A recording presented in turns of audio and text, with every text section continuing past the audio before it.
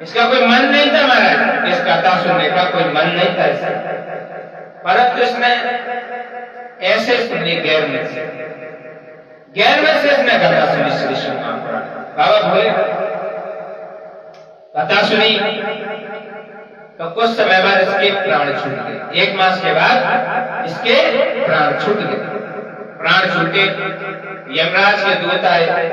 यमराज के दूत इसे बंदी बनाने के लिए, यमराज के बंदी बनाने के लिए आए और जैसे इसे ले जाने लगे उसी समय भगवान शंकर ने, भगवान देवादिदेव महादेव ने, भोलेनाथ ने अपने पार्षदों को भेज दिया। उसी समय अपने पार्षदों को भेजा, पार्षदों को भेजा। अब यमराज के दूतों ने उन पार्षदों को देखा, उनका शरीर उनके शरीर में भस्म लपेटी हुई है, गले में रुद्राक्ष की माला है, हाथों में त्रिशूल है, भगवान शिव के स्वरूप जैसे दिखाई पड़ते हैं। अब वो जैसे ले आने लगे, शंकर भगवान के पार्षद दूत कहने लगे, हे यमराज के गणों, कहां ले जा रहे हो? कहां ले जा रहे हो ब्राह्मण को? महाराज इसने बहुत पाप किया, बहुत पाप, इसलिए इसे नरक में जाएगा, सीधा नरक जाएगा जी। शंकर भगवान के पार्षद कहने लगे, नरक जाएगा? डायरी दिखाओ इसकी डायरी दिखाओ, मैं देखना कितना इसमें पाप होने का। तुमको मालूम नहीं है, किसी को उठा ले जाता है। यमराज के दूत कहने लगे, महाराज हम ऐसे नहीं उठा के ले जा रहे हैं, इसका चिट्ठा देखो, इसने एक भी काम अच्छा नहीं किया। वैश्यागामी की, पहले पेज पे देखा तो वैश्यागामी, दूसरे पेज पे देखा तो ये ठगागिरी करता था, तीसरे पेज पे देखा तो माँ बाप का हत्यारा, माँ बाप का हत्यारा। ऐसे पेज भरे हुए थे गलत काम के। परंतु एक पेज लिखा इसका लास्ट का, उसमें लिखा हुआ था कि इसने अंत समय में भगवान देवादिदेव महादेव की पुनीत पावन श्री शिव महापुराण की कथा को सुना है। इस कथा को सुना, ये कथा इसने सुनी है। अब शिव जी के दूत कहने लगे, ये देखो इसने सब कुछ गलत किया, परंतु इसने श्री शिव महापुराण की कथा सुनी। अब ये नर्क नहीं जाएगा, ये तो सीधे स्वर्ग जाएगा, ये तो बाबा कैलाश के धाम जाएगा, हमारे देवादिदेव महादेव के चरणों में जाएगा। अब ये नर्क नहीं जाएगा। यमराज के दूत कहने लगे, महाराज कैसे जाएगा, इतने सारे पाप किए, इनका क्या होगा? शंकर भगवान के घर कहने लगे, महाराज, शंकर भगवान के घर कहने लगे कि हे यमराज के दूतों, जो भी व्यक्ति श्री शिव महापुराण की कथा सुनता है, चाहे उसने कितने भी जन्म में कितने भी उसने पाप किए हो, अगर अंत समय में उसने श्री शिव महापुराण की कथा सुनी है, अंत समय में श्री शिव महापुराण की कथा सुनी है, तो उसके पाप वहीं भस्म हो जाते हैं, वहीं पर भस्म हो जाते हैं। इसलिए अब इसे छोड़ो और हमें ले आके जाए। अब ऐसे ही हंगामा होते होते यमपुरी पहुंचे। अब भगवान शंकर के गणों ने जिद पकड़ रहे कि हम नहीं ले जाएंगे, भगवान शंकर के गणों ने, पार्षदों ने इनको बहुत झूठ के मारा, बहुत धुनाई करी, बहुत पिटाई करी, बहुत सुनता है, बहुत मारा।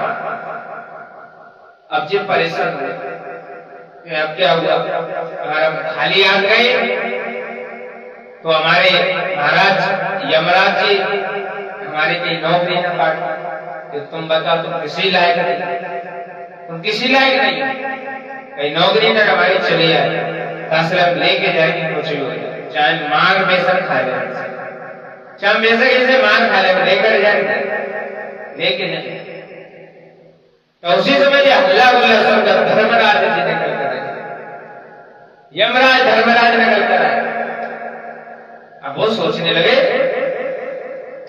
कि इतना हल्ला गुल्ला क्यों हो रहा है, इतना हल्ला गुल्ला क्यों हो रहा है, इतना हल्ला गुल्ला क्यों हो रहा है। निकल कर आए और उन्होंने भगवान शंकर के पार्षदों को देखा, देखते ही उन्होंने वैसे पिंडदान किया। और बिना कोई जाने पहचाने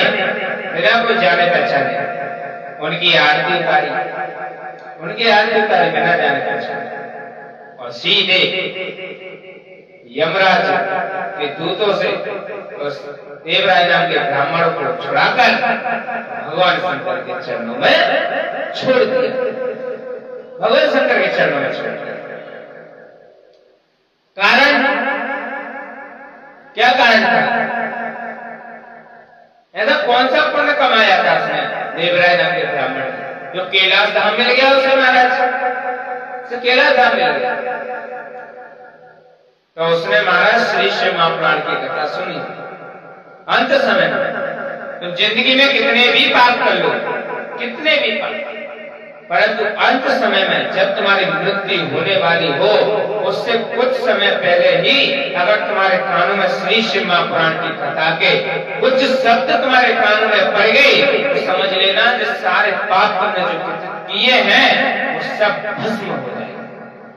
स्वयं कथा वर्णित कर रही है, स्वयं कथा में लिखा हुआ है महाराज, ये देवराज नाम के ब्राह्मण ऐसे ही तो कराया, और कैसे ये पाप, ये कैलाश धाम कैसे गया ये देवराज नाम का ब्राह्मण? इसने तो गैर मन से कथा सुनी, तुमसे तो हम मन से सुनने की बोले, इसने तो गैर मन से कथा सुनी थी। बाबा भोलेनाथ की गैर मन से इसने कथा सुनी थी, फिर भी ये चला गया। और तुम तो बढ़िया महाराज चकाचक नहा धो के बैठे हो, श्रवण कर रहे हो ऑनलाइन फेसबुक पर, तो सोच लो कि तुम्हारा कल्याण कितना परमात्मा करेगा। जो मन से सुनता है उसका तो और ही ज्यादा करता है, और ही ज्यादा करता है जो मन से कथा सुनता है। जो गैर मन से सुनता है उसका भी कल्याण करता है। ऐसा नहीं है कि भगवान जो मन से सुने इसी का कल्याण करे, गैर मन से सुने इसका न करे, करते दोनों का कल्याण है। परंतु ये देखो कि हमें हृदय में कितना उतारना है। कथा को हृदय में उतारना बहुत जरूरी है। कथा को हृदय में उतारेगा, उसके आधार पर जिए, उसके आधार। भोलेनाथ कहते हैं महाराज कि तुम श्री शिव महापुराण की कथा श्रवण करते हो तो तुम्हारे संपूर्ण पाप छिन्न हो जाते, संपूर्ण पाप छिन्न हो जाते, कट जाते। पहले भी निवेदन रहा है, अगर गली मोहल्ले में आस पड़ोस रिश्तेदार में अगर कोई व्यक्ति ज्यादा बीमार हो तो उसे तुरंत 1 लोटा जल, भगवान सर पर चढ़ा हुआ 1 लोटा जल उसके ऊपर छींट देना, या उसको पिला देना, और श्री शिव महापुराण की कथा श्रवण करा देना। अगर बाबा चाहेगा तो उसे जीवित भी कर देगा, अगर जीवित नहीं हुआ तो वो सीधे भगवान के कैलाश के धाम जाएगा, ना वो स्वर्ग जाएगा ना नर्क जाएगा, सीधे बाबा के धाम जाएगा, सीधे बाबा के धाम, नर्क स्वर्ग नहीं जाएगा, सीधे भोलेनाथ के धाम में जाएगा, सीधे। इसीलिए पहले भी निवेदन था, पहले भी ऐसे महाराज सूत जी महाराज ने ये कथा सुनाई सोमनाथ ऋषि। सोमनाथ ऋषि कहने लगे महाराज हम ये कथा सुनकर बहुत प्रसन्न हुए, हमारा बहुत मन कर रहा है और सुनाओ ऐसी कोई कथा हो, और सुनाओ, अगर ऐसी कोई और कथा हो तो और सुनाओ, क्योंकि हमारा मन नहीं भरा है, हमें बहुत अच्छी लगी। क्योंकि तुम अच्छी चीज सुनोगे तभी तो तुम्हें अच्छा लगेगा, और तुम गलत सुनोगे, गलत देखोगे तो गलत नहीं लगेगा महाराज। सीधी सी बात, सीधी बात।